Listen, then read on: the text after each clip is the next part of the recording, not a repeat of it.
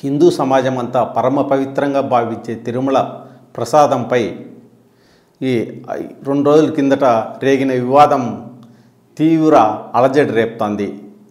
ఈ సమాజంలో నేను మొత్తం చూచండా ఎవరెవరు ఏం మాట్లాడుకుంటున్నారని.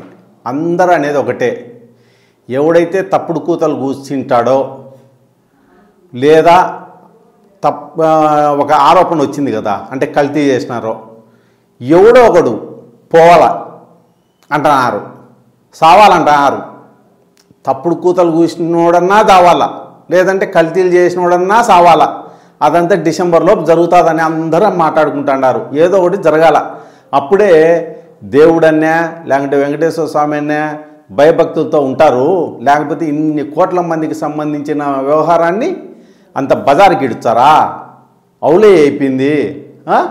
దేవుడంటే తిరుమల వెంకటేశ్వర స్వామి చాలా పవర్ఫుల్, అందరికి తెలుసు ఆ విషయం. తెలిసి కూడా ఆయనతో పెట్టుకుంటున్నారంటే పోయే కాలం దాపరించినట్టుంది ఒక్కొక్కడికి. చూద్దాం ఏమవుతుందో.